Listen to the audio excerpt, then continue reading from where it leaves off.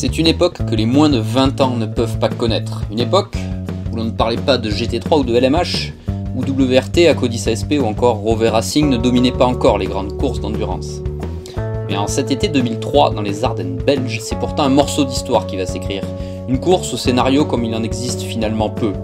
Face aux favoris de la classe GT, dont les Ferrari 550 Maranello de BMS Scuderia Italia, ou les Chrysler Viper GTS de l'Arbre Competition, tenante du titre, c'est un petit poussé qui va l'emporter sous le damier de cette 56e édition des 24 heures de Spa. Attention, petit poussé n'a rien de péjoratif. On parle bien de Freisinger Motorsport et du trio Romain Dumas, Marc Lieb et Stéphane Ortelli. Mais il faut l'admettre, la Porsche 911 GT3 RS, alignée en classe NGT, avait tout sauf la faveur des pronostics avant le départ. Mais la météo, la stratégie et une épreuve rondement menée feront la différence. Retour pour ce deuxième numéro de Track Limit sur la légendaire histoire des 24 heures de Spa 2003 avec un invité exceptionnel, Stéphane Ortelli.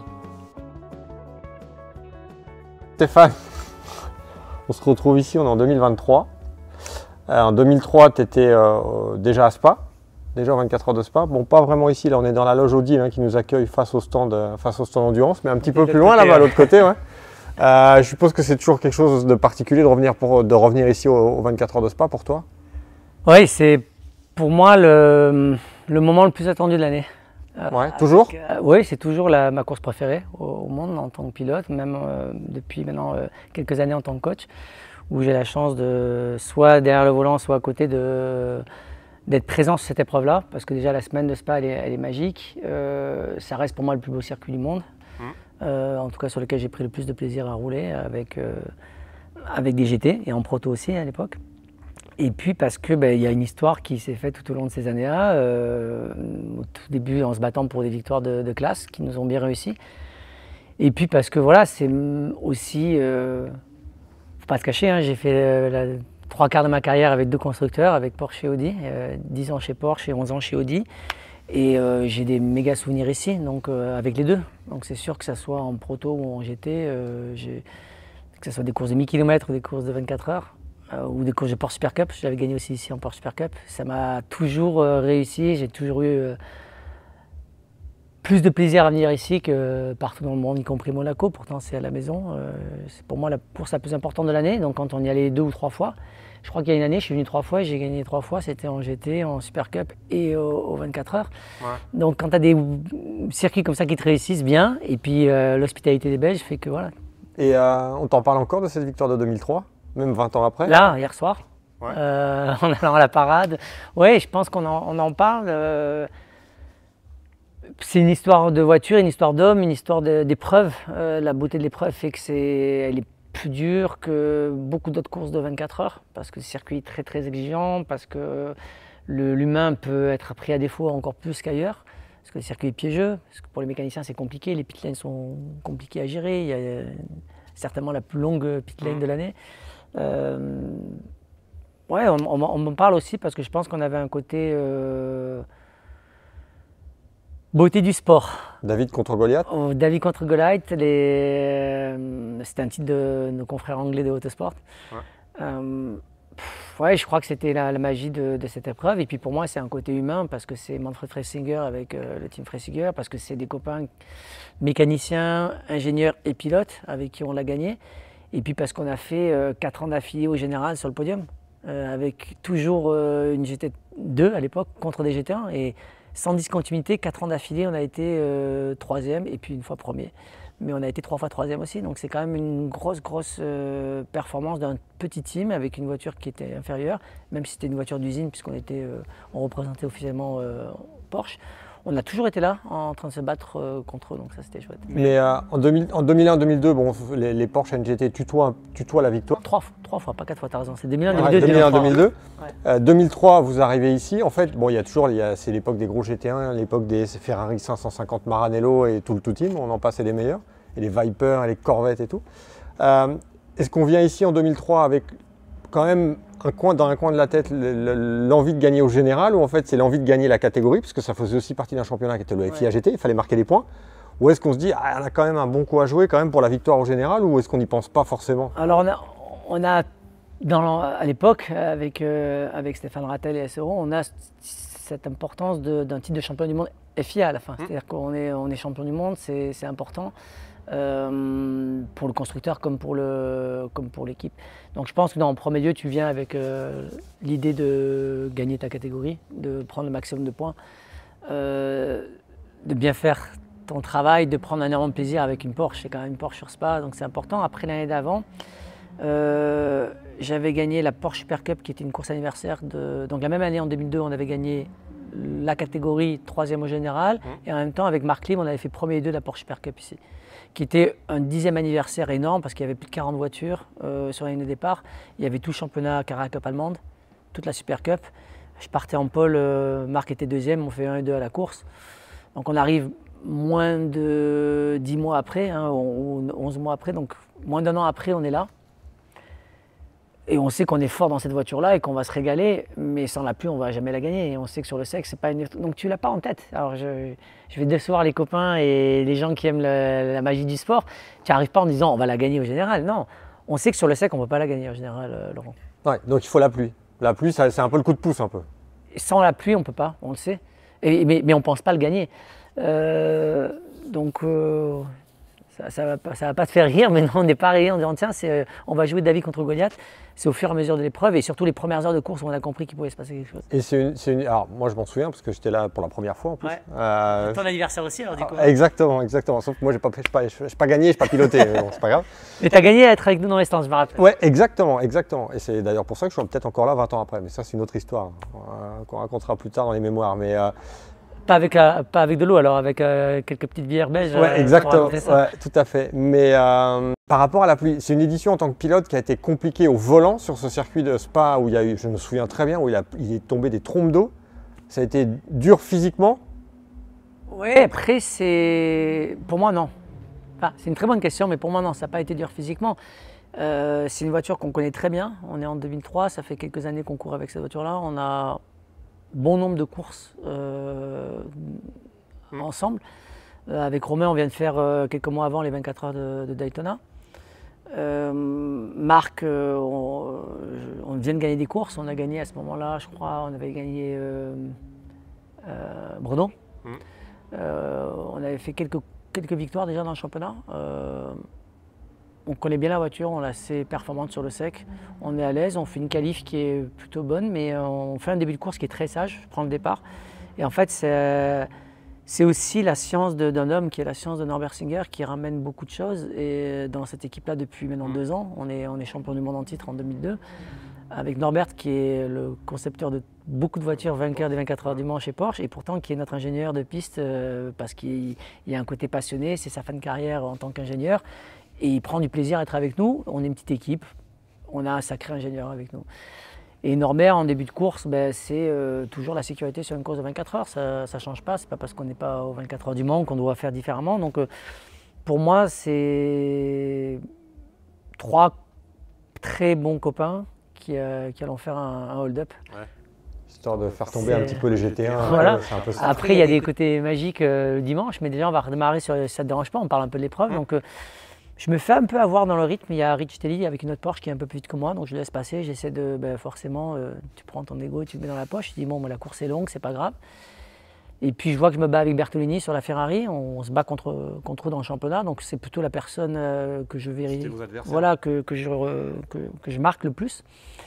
Je le laisse passer aussi, il est devant moi. Et puis, à chaque fois que j'arrive au virage Paul Frère, qui était à l'époque, qui s'appelait le raccordement, je vois de plus en plus les nuages noirs qui arrivent. Et puis Norbert à la radio, qui est côté stand, et qui regarde aussi l'évolution des nuages. Donc, on ne va pas tourner la vidéo, mais bon, on sait que c'est par là, c'est derrière nous.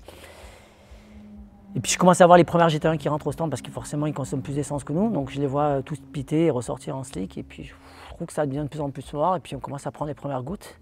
Et là, je commence à économiser énormément l'essence. Donc, j'ai dit, il n'y a pas de pénalité de temps, on peut faire ce qu'on veut. Il n'y a pas autant de restrictions que maintenant sur la durée de temps derrière le volant, et ainsi de suite. Sauf les 4 heures ou 3 heures d'affilée de temps de pilotage, en temps de pilote 3 heures à l'époque. Par contre, tu peux t'arrêter, il n'y a pas une fenêtre pour t'arrêter entre la 60e et la 65 minutes, donc tu peux continuer. Et plutôt que d'être deuxième du GT2, je préfère même passer 3e, 4e. Je regarde en point de mire un petit peu ce qu'on font les Ferrari devant moi. Je les vois rentrer au stand. Puis je peux faire encore un tour de plus. Nous, c'est très simple hein, sur une Porsche. Hein. Quand tu as le cut de l'essence, tu appuies sur un bouton qui s'appelle réserve. Et tu sais que tu peux rentrer le tour d'après. Donc tant que tu n'as pas ça, ben, tu n'as pas de raison de t'affoler. Et si tu peux continuer à économiser l'essence, donc ça veut dire au bus stop 6.2 avec un seul talon de pointe. Les combes, c'est 6.3. Enfin, tous ces virages-là, c'est essayer d'économiser au maximum. On a une boîte en H, donc c'est facile pour économiser de l'essence. Il faut juste être bon sur le relâche de l'embrayage. J'espère que c'est pas trop long, hein, les gars, mais c'est important de raconter ça parce qu'à ce moment-là, c'est plus de la devinette. Je me dis, peut-être que si je fais traîner mon relais, le premier, on va peut-être être là pour le bon moment dans les stands. Ça n'a pas loupé. Averse, je suis le dernier en piste, je suis en tête de la course générale. Je suis le dernier en tout cas des prétendants 20 premiers, on va dire, ou 15 premiers à ce moment-là. Et je rentre au stand, je reste au volant, pneu pluie. On repart, on est je ne sais pas combien à ce moment-là. 5 minutes après, tout le monde rentre au stand, se arrête une deuxième fois, donc c'est 1 minute 30 de pit lane, pour mettre les pneus pluie. Là, on se retrouve en tête avec déjà pratiquement un demi-tour d'avance. Et là, sous la pluie, on roule comme les autres. C'est-à-dire que notre conception de la voiture, tu connais le moteur à l'arrière, ce que ça crée au niveau de la traction et tout ça, on se retrouve avec un écart de performance, pas d'aquaplaning par rapport à la Lister, je me rappelle, par rapport à certaines Viper et tout ça. On est vraiment plutôt à l'aise sous la pluie et en même temps, on est déjà confortablement en tête au général. Et je fais ma deuxième heure de course. Qui est en fait pas une deuxième heure, c'est une 2h30 parce que du coup mon premier relais je l'ai fait vraiment durer longtemps. Et quand on est rentré, je me rappelle, on n'est pas en train de se dire waouh, on est les meilleurs en GT2, c'est en train de se dire je me sens pas à l'aise de suivre Richitelli, je me sens pas à l'aise de suivre d'autres voitures qui vont un peu trop vite que moi, je trouve que c'est un peu trop vite le rythme par rapport à la première heure de course de 24 heures, on laisse faire, on verra plus tard. Ça nous a déjà fait un gros step de la victoire. Donc ça nous a fait gagner du temps. Et puis après, il y a la magie des coéquipiers qui roulent super bien. On se retrouve tous très à l'aise sous la pluie. Romain est exceptionnel sous la pluie. Il fait des relais incroyables aussi. C'est une grosse partie de la victoire, Romain, cette année-là. Alors, on avait perdu les 24 heures de Daytona ensemble avec un petit contact de sa part. Ben là, il est en train de rattraper largement son erreur et il fait une course de 24 heures assez forte. Et puis après, il y a un moment qui est dans un annal un petit peu chez nous, chez Porsche, il y a un petit moment où il faut toujours être un peu borderline, un peu filou. Et ce moment-là, ben, c'est moi dans la voiture et c'est pas que j'ai envie de le faire, mais c'est qu'on me donne pas le choix. Il y a Norbert qui me dit, Norbert Singer qui dit Stéphane, ils sont en train de réparer la barrière. C'était Kumpen, je crois, qui tape avec la Viper et ça va prendre du temps. Donc économise de l'essence, je ne veux pas te voir revenir. Et là, tu dis ok, il y avait un truc qui n'existait pas encore, c'était l'écart qu'il fallait quand tu es sous safety car avec les mecs devant, ça n'existait pas. Donc en fait ce que je faisais c'est que j'accélérais très fort une fois à la sortie du raidillon pour rester avec eux. Et je coupais mon effort pour arriver en roue libre en haut des combes, et en haut des combes, je mettais point mort. Donc je coupais le moteur, pardon, je mettais point mort, je coupais tout, c'est-à-dire les lumières aussi. Et j'ai fait ça pendant pratiquement 1 heure. Donc pendant pratiquement 1 heure, tu avais les commissaires qui râlaient parce qu'ils voyaient que je coupais les phares. Mais bon, les informations ne revenaient pas aussi facilement que ça. Ouais, c'était pas la même chose que maintenant. C'était pas la même chose que maintenant. Et alors les premières fois, ben, quand j'étais en panne de vitesse pure, ben, je remettais la 5 pour pas tirer sur le démarreur. Donc je remettais contact, 5, je prenais l'embrayage, je lâchais, je redémarrais la voiture comme tu démarres une voiture en descente, en deuxième, voilà. Je faisais ça. Et là, je faisais attention de bien rattraper le peloton devant la direction de course sur le stand de la Formule 1 pour être sûr qu'on fasse pas de Donc les mecs derrière étaient un peu énervés, mais bon, c'était comme ça. Et ça a fait 1 heure comme ça. Et pendant 1 heure, on utilise beaucoup moins d'essence que les autres, donc on gagne encore notre pit stop. Norbert est content, moi je n'invente pas un truc, j'écoute et j'essaie de faire ça et ça a marché. Ce que je faisais après, et ce qui m'amusait en fait, parce que dans ces cas-là, il faut aussi le faire intelligemment en disant il faut rester concentré, éveillé, qu'est-ce qui se passe qui fait que j'emmerde pas tout le monde et en même temps, désolé pour le gros mot, mais en même temps, qu'est-ce qui fait que ça peut faire la différence. Donc la différence, c'était d'avoir suffisamment d'écart pour en fait rattraper la queue là où c'est à plat, c'est-à-dire le virage Paul Frère. C'est-à-dire pratiquement jusqu'au pif-paf, j'arrivais à faire en roue libre en fait. Donc des combes jusqu'au pif-paf. Et ça en essence, c'est pas mal. Et après, bien sûr, une fois que tu as mis la 5, tu remets vite la 6 et tu consommes rien. Et tu remets juste la 4 peut-être à l'épingle de la source et au bus-stop et c'est tout. Donc tu essaies, grâce à une boîte en H, de vraiment, et en jouant avec l'embrayage, sans tirer sur l'embrayage, sans tirer sur le démarreur, parce que du coup, je n'utilisais jamais le démarreur, tu essaies d'économiser ta voiture et surtout, tu économises beaucoup d'essence par rapport à tes petits camarades. Ce qui serait impossible aujourd'hui. On t'appellerait après. Parce que là, après, tu fais ça le premier tour. Tu as les points GPS, tu as vu maintenant, Laurent, on a les points GPS. Mais si tu préfères, voilà, c'est 2003, c'est il y a 20 ans, et il n'y a pas de raison de le cacher. C'est dans le bouquin de Norbert Singer 24-16 de notre ami Jean-Marc Tessèdre. Voilà, c'est des histoires particulières de l'endurance, de la magie de l'endurance. Et à un moment donné, il faut faire avec les moyens du bord. On fait une grosse écart de conso. Donc on fait tirer un relais qui est très long. On te dit 3 heures dans la voiture, mais on ne te dit pas combien d'essence tu dois faire pendant ces 3 heures-là et combien de temps tu dois t'arrêter. C'est pas. Donc si c'est dans les 3 heures, tu en fais 1h55 d'affilée, parce que tu as l'essence pour le faire, c'est faisable. Et c'est ce qui s'est passé. Donc on a encore gagné là un pit stop. Et on se retrouve au petit matin avec un Jacques Lecomte qui arrive, qui a une carrure imposante, mais il se retrouve en face de. T'étais là ? J'étais là. Et là, je te le raconte parce que je suis pas dans la voiture à ce moment-là. C'est lunaire. Et tu as Jacques qui vient et qui dit « Oh les gars, il faut penser à votre championnat, là. Il faut penser à vos points pour le championnat. Laissez-nous arrêter d'aller vite, ralentissez un peu. Il ne faut pas oublier que la voiture était quand même 5 à 6 secondes plus vite que nous sur le sec. » Mais ils avaient fait le calcul, ils n'étaient pas trop loin du compte que ça ne passerait pas. Et nous, on savait aussi que ça ne passerait pas. Et là, il y a notre ami Manfred qui leur fait « Roust, dehors. Je ne veux plus vous voir. » Et on la gagne au général. Et en plus, après, ils ont des problèmes. Ils ont un problème, je crois, de boîte de vitesse. C'est un peu la victoire d'une bande de potes, un peu. C'est un peu ça, le truc. Oui. Ils viennent faire un hold-up. C'est un peu ça, ouais. On a fait un hold-up qui est un hold-up humain. Au départ, on n'avait pas les guns. C'est-à-dire qu'on n'avait pas la voiture dans la catégorie pour aller faire le hold-up, mais on l'a fait de façon humaine. Et on a eu le meilleur résultat, c'est que nous, on est 3 jeunes qui adorons cette énergie. Et surtout avec Romain, on avait été sur le podium l'année d'avant en étant 3e. Et en fait, ce qui se passe, c'est que on a Norbert Singer qui a gagné 16 fois les 24 heures du Mans. La dernière, c'est avec nous en 98, en tant qu'en plus concepteur de voiture, comme avec la 956, la 962 ou d'autres voitures. Mais bon, en tant qu'ingénieur et concepteur de voiture, il a gagné énormément les 24 heures du Mans. Il n'avait jamais gagné les 24 heures du Spa. Et tu as Norbert Singer qui pleure à l'arrivée parce qu'il gagne pour la première fois les 24 heures du Spa. Ce qui est quand même pas et rien, ça, c'est important. Tu connais le bonhomme. Voilà. Le bonhomme, le charisme de cet amant qui est extraordinaire, un monsieur qui est une légende chez Porsche. Et puis tu as ça, quoi. Tu le vois à la sortie du podium et il pleure comme un gamin parce que bien sûr que c'est énorme. Pour Porsche, c'est une année importante aussi. Voilà, donc on fait là, on se dit waouh. C'était le 50e anniversaire. Non, c'était le 40e anniversaire de la 911.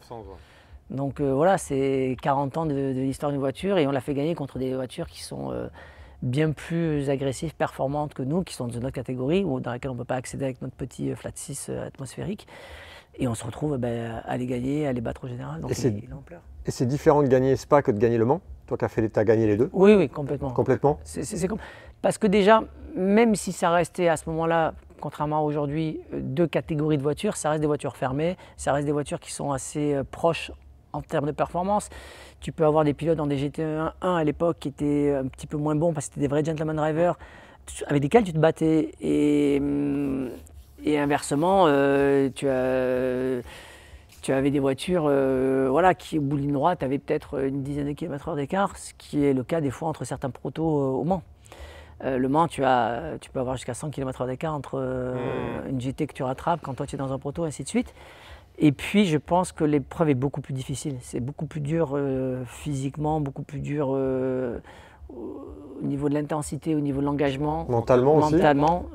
Par rapport à la difficulté du circuit. Le Mans, ce qui est difficile, c'est les vitesses d'approche.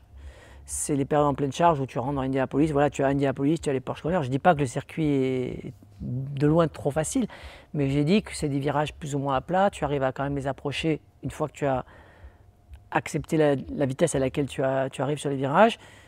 C'est quelque chose que tu peux un peu plus répéter facilement. Ici, pour rouler à 1 seconde, c'est déjà difficile, mais quand tu te bats pour la victoire et que tu es chaque tour dans un tour à la limite, sur le sec comme sous la pluie, ça devient beaucoup plus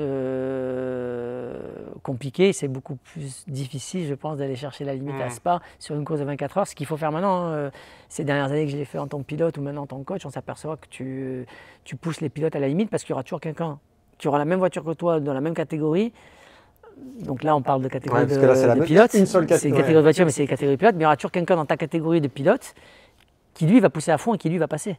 Donc tu es obligé de faire pareil que les copains parce qu'autrement, tu vas jamais avoir le wagon pour aller gagner l'épreuve. Même si tu as envie d'y aller avec un petit peu plus de relax en début de course, très vite, tu es obligé d'augmenter les rythmes sur un circuit qui est très difficile. Ce qui en fait la beauté et ce qui en fait pour moi la plus belle course d'endurance du monde. C'est forcément les 24 heures de Spa parce que c'est la plus prestigieuse restera les 24 heures du Mans, mais la plus belle et la plus difficile pour moi c'est les 24 heures de Spa. Et 20 ans après, on est encore là, chacun dans un rôle différent au final. Ouais. Toi, tu n'es plus pilote et moi, je ne suis plus là, mouillé. Alors, plus pilote, c'est... je pense que c'est aussi difficile que quand tu es en tant que pilote, parce que je pense qu'il y a beaucoup plus d'aspects que j'ai eu la chance d'être super bien aidé. Hein, on parlait de Porsche, on peut parler d'Audi, mais je veux dire, on a été très très bon choyé. Toutes les années où je l'ai fait avec WRT, c'était la folie. Je veux dire, tu es coucouné, tu as que les bons côtés, et tu t'aperçois qu'en tant que coach, tu es obligé d'anticiper beaucoup de choses, d'améliorer énormément le confort du pilote pour que justement il puisse donner 100% derrière la voiture au moment où il est dans ses relais. À l'approche des essais, expliquer ici que sur une séance d'essais libres avec plus de 70 voitures ou 70 voitures, si tu penses au chrono, tu es mort. Il faut arriver à penser à ce que tu as besoin plus tard dans la qualif ou la course, mais tu ne peux pas penser performance sur un tour parce que le nombre de voitures avec lesquelles tu vas te battre pendant ton tour d'essais libres, par exemple, c'est compliqué. Tous ces trucs-là fait que c'est très intense et moi, ça me plaît. Je transmets aux bonnes personnes aussi. Quand tu transmets à des pilotes qui sont là, qui ne cessent de s'améliorer et qui vont vite, tu prends du plaisir. Et puis à côté de ça, je cours toujours, donc c'est sûr que même si ce n'est pas ces courses-là, je me fais toujours aussi plaisir dans les voitures. Et puis grâce à SRO, je fais aussi la BOP, donc j'ai la chance de connaître toutes les voitures. Je les ai toutes conduites aujourd'hui, sauf une ou deux, je pense, maximum. Voilà, c'est spécial. Et 20 ans après, on est là. Oui, après, je pense qu'on peut parler aussi de toutes les années Audi, qui sont pour moi... on est ici avec Audi Belgique. Tu es obligé de penser à la première année. Didier Malvois, qui était le patron emblématique de Audi Belgique pour toute la partie. C'était un peu le papa de tout le monde, un peu. Ouais, il a sorti plein de pilotes belges. Il s'est occupé de Vincent plus jeune, Vincent Voss. Et on a senti au début, quand on a démarré, qu'il allait se passer quelque chose. On ne pouvait pas imaginer, après tant de succès, que l'association Audi Belgique, WRT, puisse faire un parcours pareil, bien qu'on l'avait mis tout en place dès le début. Mais par contre, c'était aussi un côté très familial pour moi. Les premières années, grâce à M. Malvois, grâce à Vincent et toute l'équipe de Vincent, tu étais dans l'esprit de famille que j'avais pu avoir, alors bien plus professionnel, mais que j'avais pu avoir aussi avec Fressinger. Donc pour moi, il y a un lien. C'est pas un hasard si j'ai fait autant d'années avec Porsche et avec Audi ici. Tu as un lien aussi familial important et un amour de l'épreuve. Je pense que si on parle beauté de course de 24 heures, il suffit d'écouter les commentaires des spectateurs ici qui viennent chaque année. Ils aiment l'épreuve, ils savent les années où tu as gagné, ils savent ce que tu as fait, ils te sortent des photos pas possibles. Ça, c'est quand nous, on est du bon côté, côté pilote. Et de leur côté à eux, c'est « Ah ben là, c'était dur, on a pris beaucoup de pluie. Alors là, au contraire, on s'est fait cramer par le soleil. Mais qu'est-ce qu'on a aimé cette épreuve, quoi. » C'est ça qui en ressort à chaque fois des fans, c'est qu'est-ce qu'ils ont aimé cette épreuve parce qu'ils voient de la bagarre tout le temps, dans tous les virages, dans tous les relais. C'est un circuit de baston, c'est un circuit d'attaque et comme on dit dans le jargon, ça va au charbon. Ouais, et avec la météo qui change tout le temps. C'est exceptionnel. Pour moi, c'est une épreuve que je manquerai pour le rien au monde en tant que pilote, en tant que coach, en tant que consultant, ce que tu veux. Chaque année, il faut que je sois là. J'aime trop cette épreuve.